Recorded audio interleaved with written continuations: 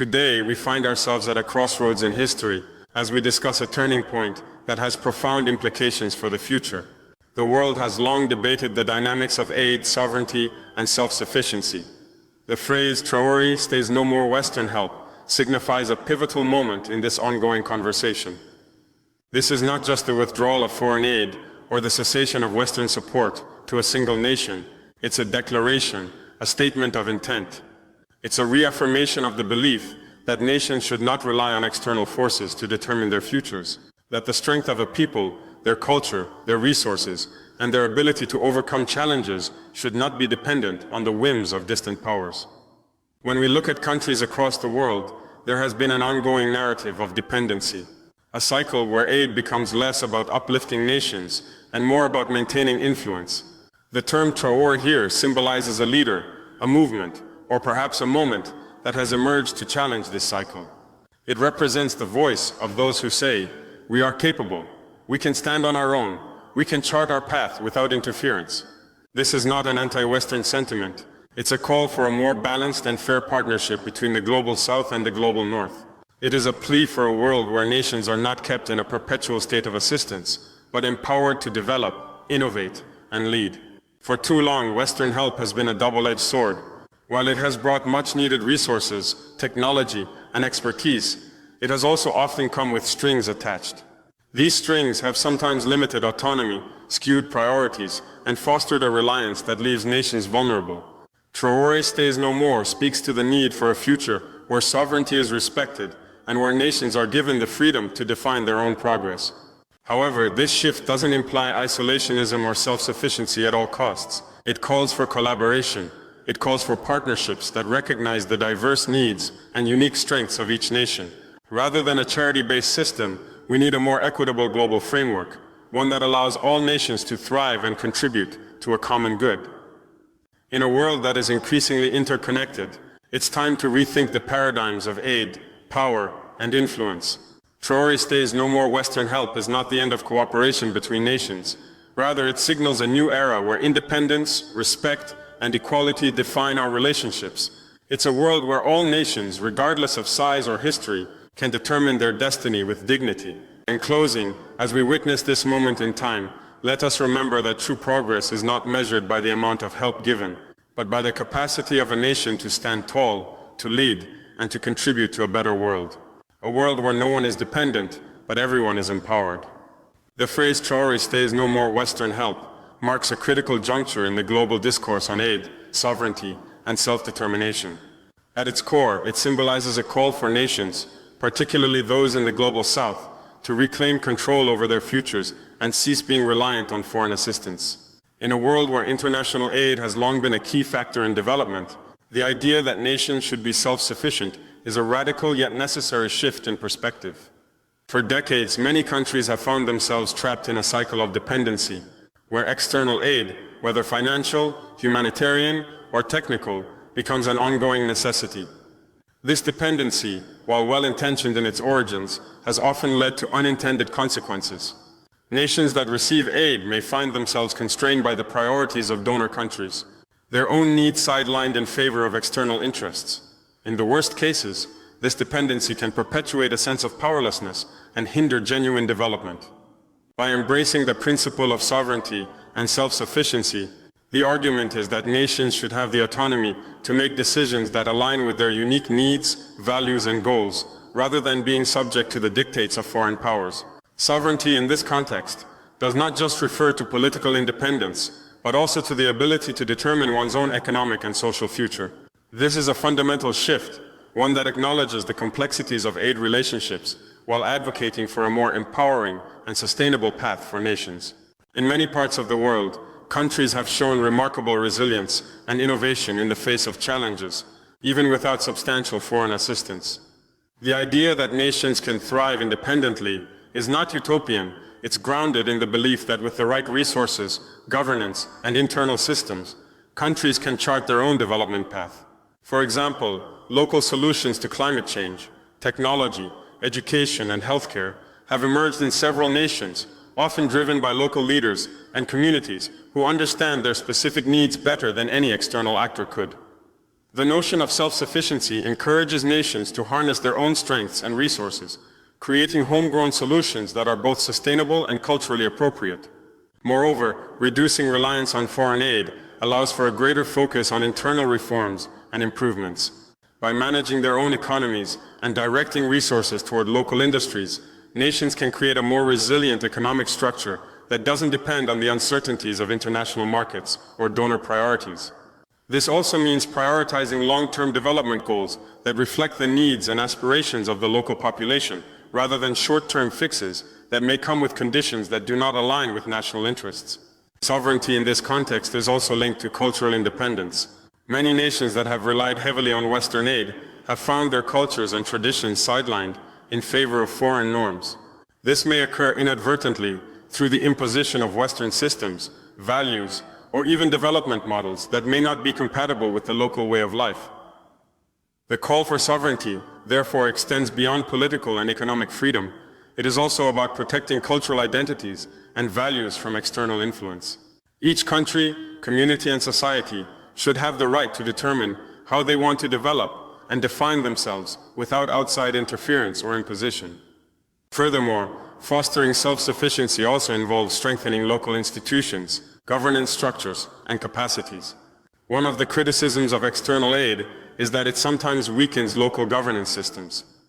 When aid is provided without a clear strategy for empowering local leadership and institutions, it can lead to dependency not only on external resources but also on external management and expertise. This undermines the very leadership that is needed for sustainable change. Self-sufficiency, then, is about capacity building within nations so that local governments, businesses, and communities have the tools, knowledge, and leadership to address their own challenges. However, this vision of self-sufficiency does not suggest that nations should completely isolate themselves or reject all forms of external cooperation. Rather, it calls for a more balanced approach to international engagement.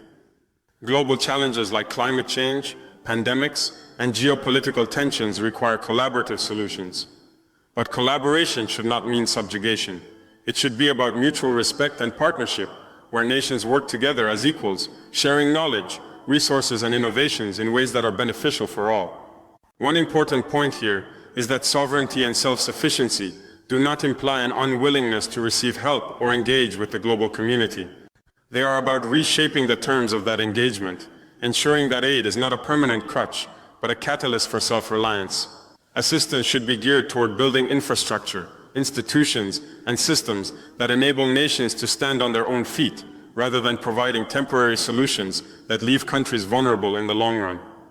The message that Traore stays no more Western help is not an outright rejection of foreign cooperation. It is in fact a clarion call for a world where nations do not need to rely on the goodwill or generosity of others to survive and thrive. It is a vision where countries, especially those in the global south, can control their own destinies, empower their people, and build sustainable futures. Ultimately, the goal is not merely to end external assistance, but to ensure that it is no longer needed because countries can provide for themselves with dignity, independence, and a renewed sense of agency. For decades, foreign aid has been viewed as a necessary lifeline for many countries in the global south. It has been an essential component in the fight against poverty, disease, and inequality. However, over time, there has emerged a growing recognition that aid, while often well-intentioned, has not always achieved its desired goals. In fact, it has sometimes perpetuated a cycle of dependency, where nations become reliant on foreign assistance to meet their basic needs. The call to break the cycle of dependency is not an attack on aid, but rather a challenge to the structures and dynamics that have kept nations in this state of reliance.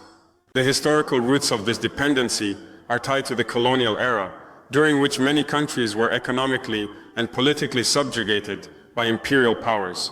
When the colonizers left, they often left behind weak institutions and economies that were not equipped to thrive on their own. In the years that followed, foreign aid, initially seen as a means of reconstructing these nations, quickly became a dominant feature of their development models. The promise was that aid would lift countries out of poverty, build infrastructure, and help establish basic services like healthcare and education. But what was intended to be a temporary measure to rebuild war-torn or impoverished nations has, in many instances, turned into an ongoing dependency. This dependency, unfortunately, has often hindered the very autonomy that these countries need to thrive. Aid has become a double-edged sword. On one hand, it brings immediate relief and much-needed resources. On the other, it can constrain a country's sovereignty and capacity for self-determination. In many cases, aid is tied to conditions that favor the interests of donor countries rather than the priorities of the recipient nations. Donor nations often expect recipient countries to align with their economic or political agendas, making aid a tool not of empowerment, but of influence and control. This can undermine local governance and decision-making, as nations feel pressured to comply with external demands in order to continue receiving assistance. Additionally, the influx of foreign aid has sometimes contributed to the erosion of local industries. When a country receives aid, particularly in the form of goods or food, local producers often cannot compete with the influx of cheap goods, which are sometimes subsidized by the donor country. This can stifle local economic development and create a cycle where the country becomes less capable of producing its own goods and services. The aid, instead of stimulating self-reliance, can perpetuate the need for more assistance, as it delays or prevents the development of local industries and economies. Moreover, aid-dependent countries often face political instability and corruption, as foreign assistance can become a source of political power. Leaders may manipulate aid to maintain their position, using the resources to appease certain groups or consolidate their authority. This undermines the democratic process and prevents the emergence of strong, transparent institutions that are essential for long-term stability. In the absence of strong institutions, aid can sometimes inadvertently support a system that favors the elite, leaving the general population in a state of perpetual poverty and disenfranchisement.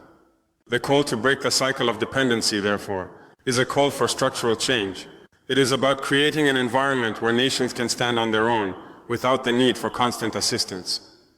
This does not mean rejecting all forms of cooperation or support, but rather moving away from the mindset that development is only possible through foreign aid.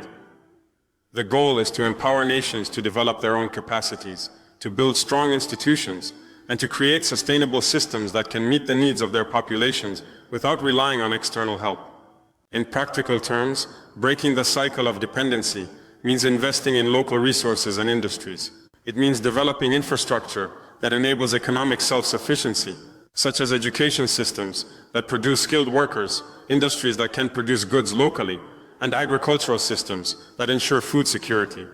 It also means prioritizing investments that strengthen governance, reduce corruption, and promote accountability. Rather than receiving aid to solve specific problems in the short term, the focus should be on creating long-term solutions that enable nations to generate their own resources and manage their own affairs. Another crucial aspect of challenging dependency is the shift in mindset. Both donor and recipient countries must move away from the idea that aid is the solution to all development problems. The traditional model of aid, where one nation gives money or resources to another, often ignores the realities on the ground and fails to engage with the complexities of local contexts. The new paradigm should emphasize partnerships, where the focus is on shared knowledge, capacity building, and sustainable projects that prioritize the autonomy of the recipient nations. Instead of merely transferring resources, the relationship should involve collaboration on creating lasting solutions, allowing countries to chart their own path forward. Breaking the cycle of dependency also requires challenging the structural inequalities that perpetuate poverty in the first place. These include global trade systems that favor wealthy nations, the exploitation of natural resources in the global south, and the dominance of multinational corporations that undermine local economies. By addressing these systemic issues, countries in the global south can begin to create more equitable economic systems that are less reliant on foreign aid and more focused on local growth and development. Ultimately, the goal of moving away from dependency is to empower nations to take control of their own development. It is a vision of the future where countries are not reliant on handouts from the West, but instead have the capacity to address their own challenges, innovate, and contribute to global progress. This process will not be easy and will require a long-term commitment from both governments and international organizations to ensure that support is provided in a way that fosters independence and sustainability rather than continued dependence. In conclusion, the call to break the cycle of dependency is a call for change. It is about empowering nations to become self-reliant, to develop their own solutions, and to regain control over their futures. It requires a rethinking of the aid system, focusing on partnership and collaboration, and investing in local capacity building rather than creating an endless cycle of dependence. Only by challenging this cycle can we move towards a world where nations, regardless of their past, are empowered to shape their own destinies. In the context of contemporary global politics, there is an increasing recognition of the importance of local leadership and self-determination. Leaders like Traore are at the forefront of movements that are advocating for a shift in how nations and communities engage with both internal and external forces. These leaders understand that true progress begins with trusting in the capabilities of local governments, communities, and people to find their own solutions to the challenges they face. By reaffirming the power of local leadership, they are challenging the traditional view that outside expertise or foreign intervention is always the answer. Instead, they are calling for the empowerment of local institutions and individuals who have the knowledge, experience, and investment in their communities to drive sustainable change. The notion of self-determination has long been a powerful force in the struggle for independence and autonomy, especially in regions that have historically been colonized or subjugated. For many nations, the legacy of colonialism left them with fragmented political systems, economies that were not designed for self-sufficiency, and societies where local leadership was often undermined or ignored. The external imposition of foreign aid and development models often furthered this marginalization, suggesting that local leadership was insufficient or incapable of addressing complex national issues. However, leaders like Traore have emerged to challenge this narrative, asserting that local leadership is not only capable, but essential for long-term development. One of the most compelling aspects of reaffirming local leadership is the recognition that no one understands the challenges of a community or nation better than the people who live there. Local leaders, whether they are politicians, activists, or community organizers, are often deeply embedded in the social, cultural, and economic fabric of their societies. They have a lived understanding of the issues their people face, whether it's poverty, unemployment, health crises, or environmental degradation. Unlike foreign experts or international organizations, local leaders are not distanced from the day-to-day struggles of the people they represent. Their decisions are shaped by a deep commitment to improving the lives of their fellow citizens, which is why they are often best placed to craft solutions that are relevant, sustainable, and culturally appropriate. Trusting in local leadership also means acknowledging the importance of local knowledge systems and indigenous practices that have long been overlooked in favor of external expertise. Indigenous knowledge about agriculture, climate resilience, healthcare, and governance has been passed down through generations, yet it is frequently dismissed in favor of Western approaches to development. By reaffirming the power of local leadership, communities can tap into these knowledge systems and integrate them with modern strategies for progress. This does not mean rejecting all forms of external assistance or innovation. Rather, it's about finding a balanced approach that incorporates the best of both worlds. In many countries, local governments and community leaders already have the networks and structures in place to address national issues, but they often lack the resources, recognition, or political will to do so. Leaders like Traore seek to empower these local institutions, encouraging them to take a more central role in the decision-making processes that shape their country's future. The decentralization of power from central governments to local authorities can foster a more inclusive, responsive, and accountable political system. Local governments, being closer to the people, are better able to respond to their specific needs and are more likely to be held accountable for their actions. The empowerment of local leadership also involves building the capacity of these leaders to take on larger roles in national development. It is not enough to simply trust in local leadership if those leaders lack the resources, training, or access to information they need to succeed. This is why the focus on empowering local governments and communities must also include investments in education, governance, and leadership development. By providing local leaders with the tools they need to succeed, we can ensure that they are equipped to navigate the complexities of modern governance and development. This will help create a generation of leaders who are not just advocates for their communities, but are also capable of managing the resources, systems, and institutions that will drive long-term national progress. In this process, external actors, whether foreign governments, international organizations, or private sector players, must recognize their role as partners, not paternalistic overseers. Rather than imposing solutions from the outside, the international community must support local leaders in their efforts to take charge of their own destinies. This involves listening to local voices, respecting local priorities, and providing support in the form of capacity building, technical assistance, and fair trade practices. The international community must shift from a model of aid dependency to one of partnership, where local leadership is supported, not supplanted. Reaffirming the power of local leadership also means reimagining the role of civil society. Non-governmental organizations, grassroots movements, and community-based groups play an integral role in shaping the political and social landscape of many nations. These organizations often fill the gaps left by weak state institutions, providing services, advocating for marginalized groups, and holding governments accountable. The strength of civil society in many developing countries demonstrates that leadership is not confined to elected officials or politicians alone. It exists in every corner of society. Local leaders, both formal and informal, must be seen as integral to the development process, and their contributions should be recognized and supported. Another key aspect of reaffirming local leadership is the need for a shift in development priorities.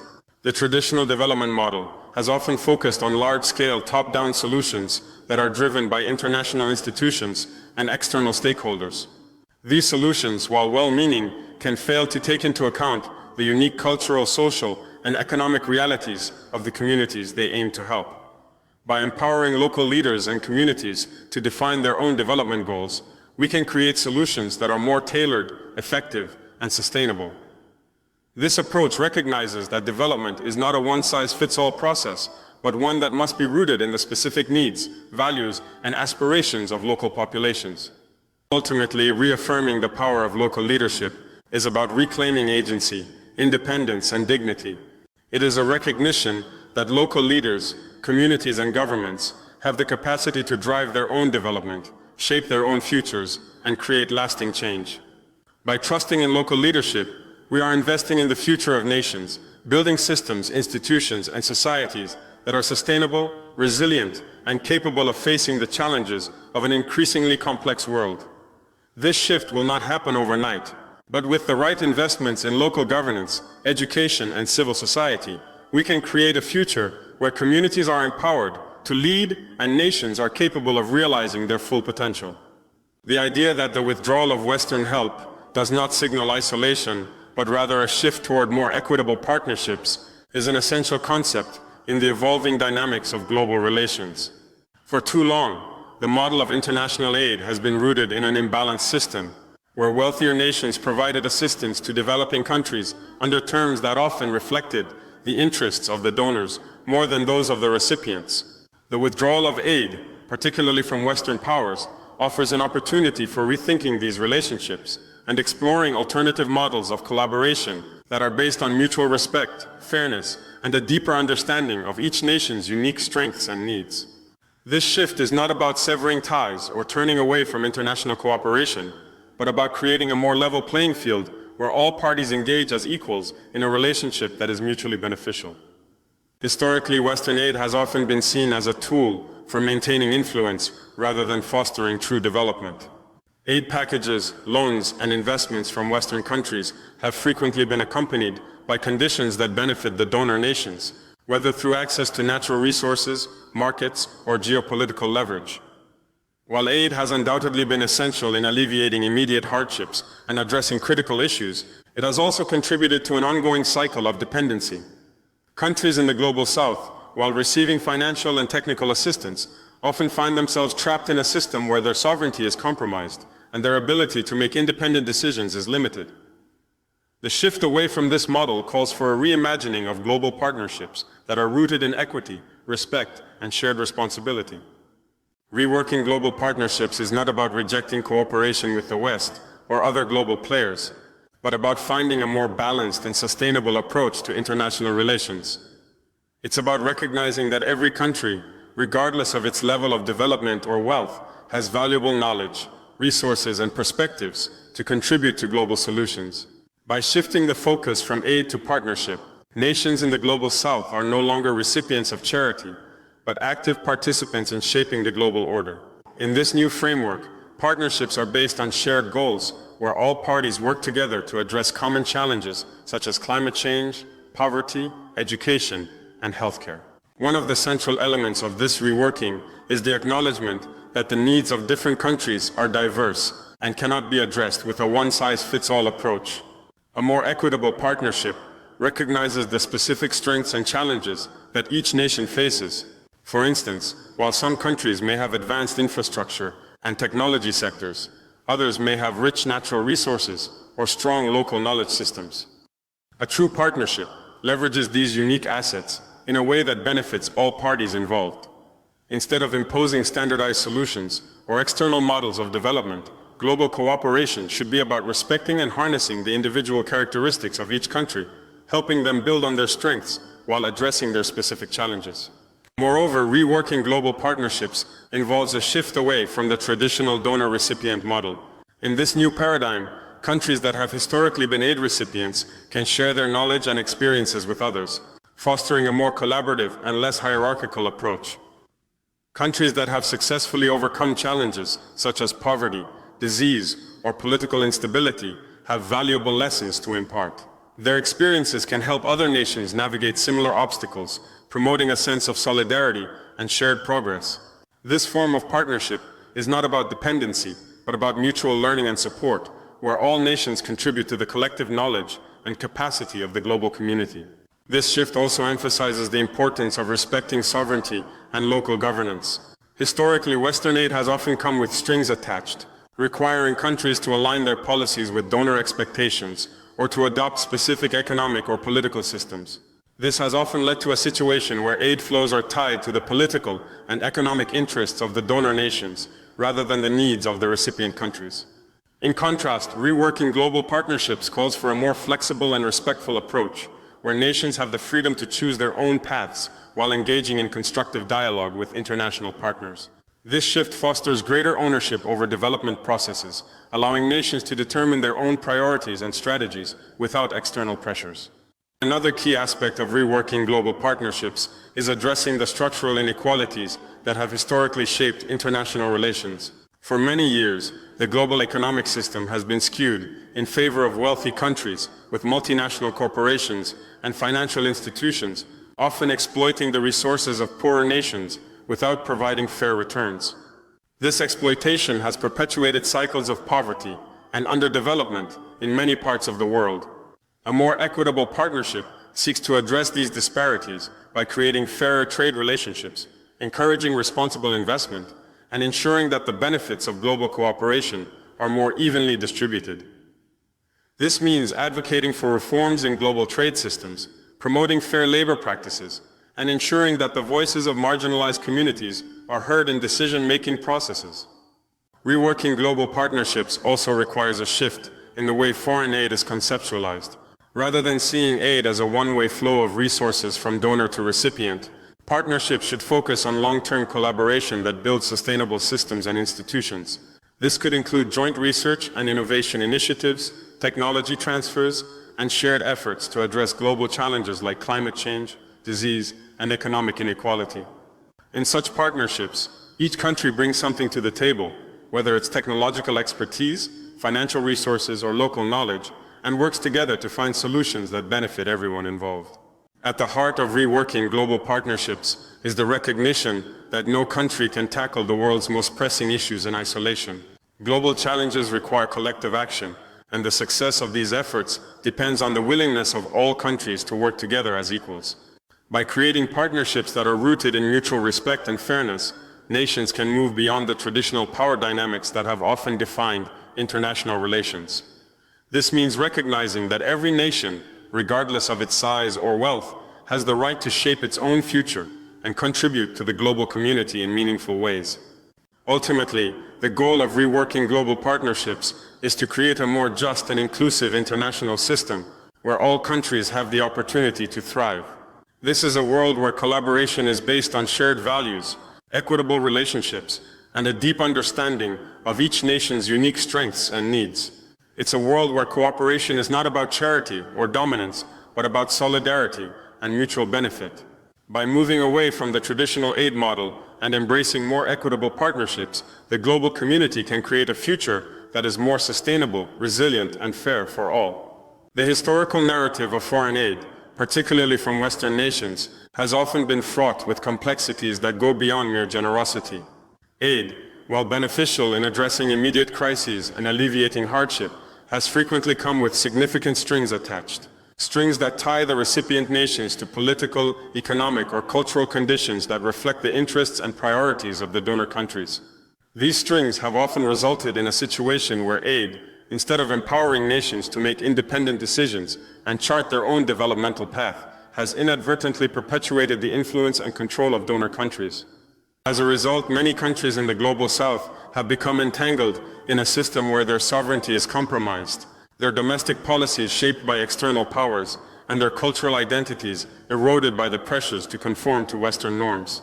Moving beyond aid as a tool of influence, therefore, is not just about ending assistance, but about reimagining the way global cooperation functions, creating systems of genuine collaboration that respect the autonomy and sovereignty of all nations. Foreign aid in its traditional form has often been tied to specific political or economic expectations. The most prominent example of this can be seen in the conditionality attached to World Bank and International Monetary Fund (IMF) loans, where countries seeking financial assistance are often required to adopt certain economic policies. These conditions can range from structural adjustment programs to austerity measures, trade liberalization, and privatization of state assets. While these policies may benefit the donor countries or international corporations, they are not always aligned with the developmental priorities of the recipient nations. The result is that countries may be forced to make policy decisions that prioritize foreign interests over the needs of their own citizens. This form of aid is not truly developmental in nature, but rather a mechanism for advancing the political and economic agendas of the donor countries. Moreover, Western aid has often been a vehicle for promoting cultural values and systems of governance that may not always be in harmony with the local customs, traditions, or historical context of the recipient nation. The imposition of Western-style democratic systems, education models, or market-driven economies can sometimes be a form of cultural imperialism, undermining indigenous knowledge systems and local governance structures that have worked for centuries. In many cases, the push for Westernization, backed by financial assistance, has created tensions, destabilized societies, and weakened local institutions that were better suited to the realities of their context. Instead of fostering mutual understanding and respect, this form of aid has sometimes acted as a tool of cultural domination, where the local population is expected to conform to foreign norms, often at the expense of their own values and identities. A major aspect of moving beyond aid as a tool of influence is the recognition that genuine development cannot be imposed from the outside. Development is a deeply local process, and for it to be sustainable, it must be driven by the people, communities, and governments of the countries in question. Rather than being subjected to top-down mandates from external powers, countries should be empowered to decide their own path based on their own priorities, needs, and resources. This requires a fundamental shift away from the paternalistic nature of traditional aid, where donor countries or international institutions dictate terms and conditions. Instead, a system of aid that fosters genuine collaboration would be based on mutual respect, transparency, and a shared commitment to long-term goals. In this new framework, foreign assistance would no longer be viewed as a form of charity or a means of exerting influence, but rather as a catalyst for building capacity, strengthening local institutions, and promoting self-sufficiency. This type of assistance would be designed to support countries in achieving their own developmental objectives without imposing external agendas. For example, instead of pushing for the privatization of state-owned enterprises or the adoption of specific economic models, international partners could focus on providing technical assistance, knowledge sharing, and capacity-building initiatives that help governments and communities build the systems they need to thrive. The goal would be to foster local ownership of development processes, ensuring that countries have the tools and resources to solve their own problems, rather than relying on outside interventions. Equally important is the need for a shift in the way international relations are structured. In many cases, Western countries have used aid as a means to maintain geopolitical influence, secure access to natural resources, or open markets for their goods and services. By reworking the system of foreign aid, countries can move away from the transactional nature of these relationships and create more equitable, reciprocal partnerships. The new model would emphasize shared interests and mutual benefit, where countries cooperate based on a genuine desire to improve the well-being of all involved, rather than advancing narrow political or economic goals. A key element of this shift is the promotion of fair trade and economic justice. For too long, the global trade system has been tilted in favor of wealthy countries and multinational corporations. Many countries in the global south have been forced to accept unfavorable trade terms, often exporting raw materials while importing finished goods, which reinforces their dependence on wealthier nations.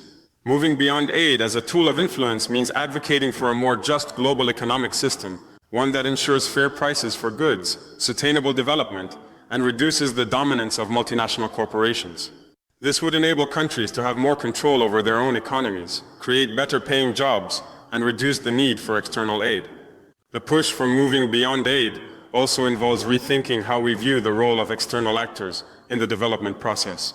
Rather than viewing international organizations, donor governments, or NGOs as the primary agents of change, the focus should be on empowering local leaders, institutions, and communities to take charge of their own development.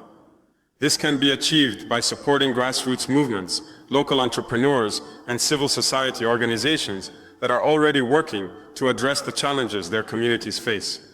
The role of external actors should be one of support and collaboration, not domination or control.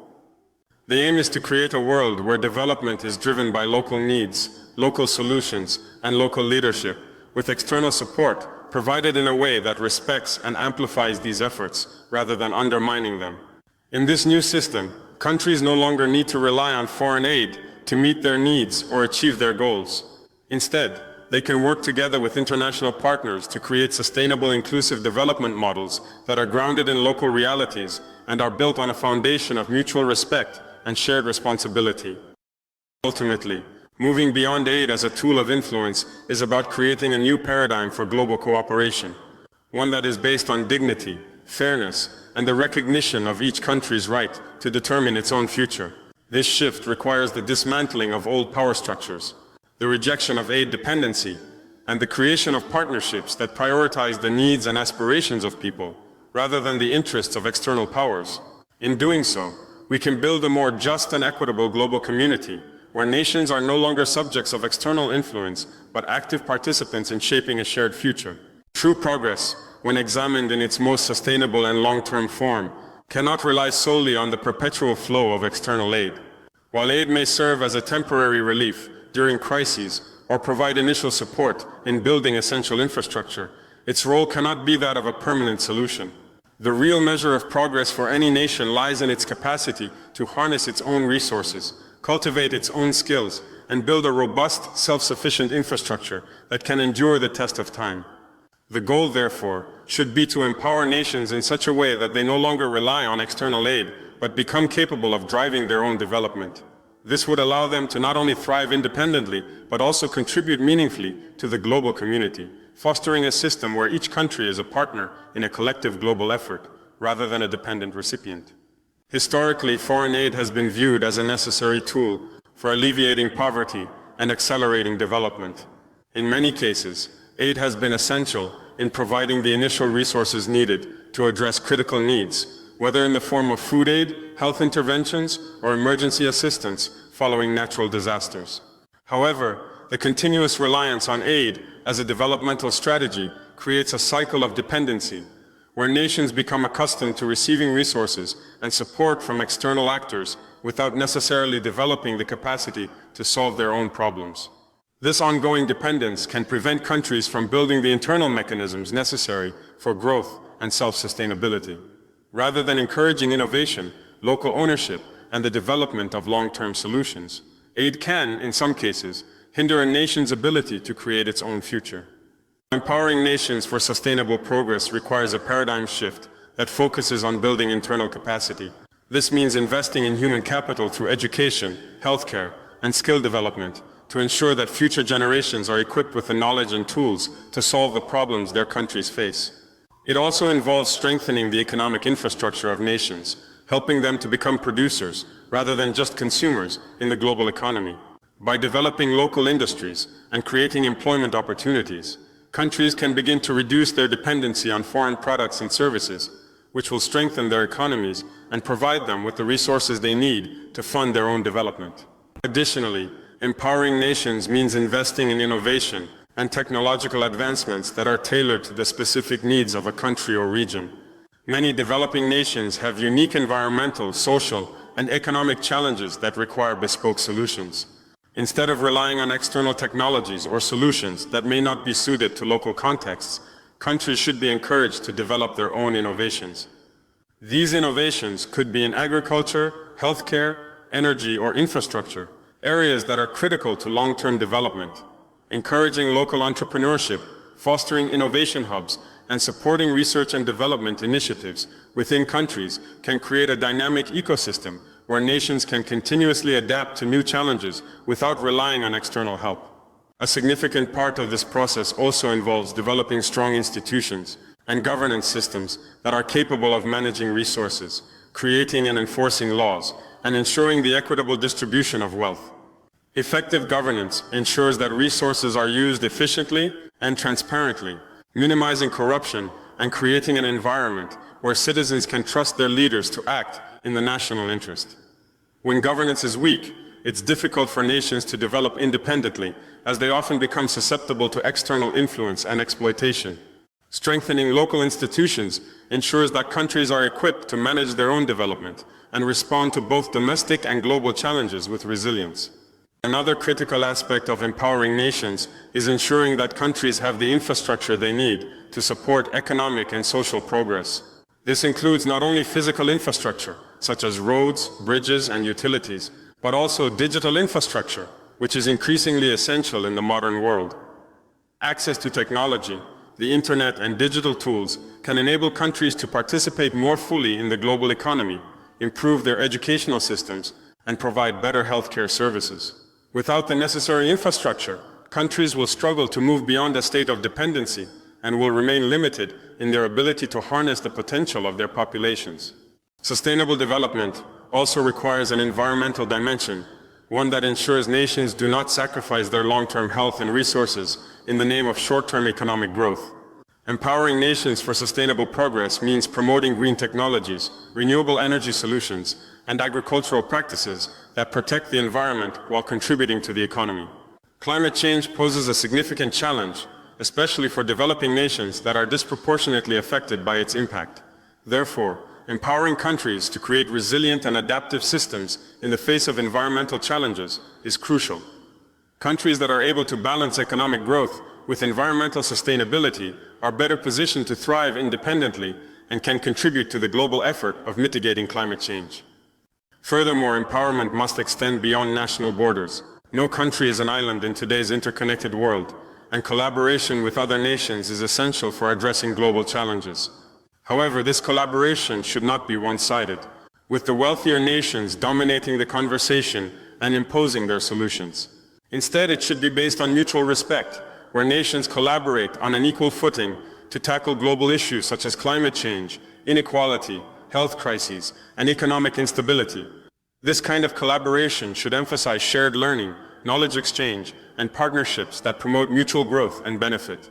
The ultimate objective of empowering nations for sustainable progress is to create an international system where all countries, regardless of their current developmental status, are capable of independently solving their own challenges. This doesn't mean that nations will stop collaborating or that they will no longer need external assistance in times of crisis. Rather, it means that the need for aid will diminish as countries develop the internal capabilities to support their own populations, solve their own problems, and contribute to the broader global community. This is a vision of a world where development is not about dependency, but about resilience, innovation, and collaboration, where nations support one another, not out of necessity, but because they are equals in a shared commitment to a better future. As countries develop the ability to generate their own resources and solutions, they will no longer need to rely on others for survival. They will be able to shape their own destinies, contributing to a more balanced, fair, and sustainable global community. This empowerment will create a ripple effect, inspiring future generations of leaders and citizens to work toward a world where self-sufficiency and mutual respect are the cornerstones of progress. The path to this future is long, and requires significant investment in people, systems, and infrastructure, but it is a journey that can transform nations and the world as a whole.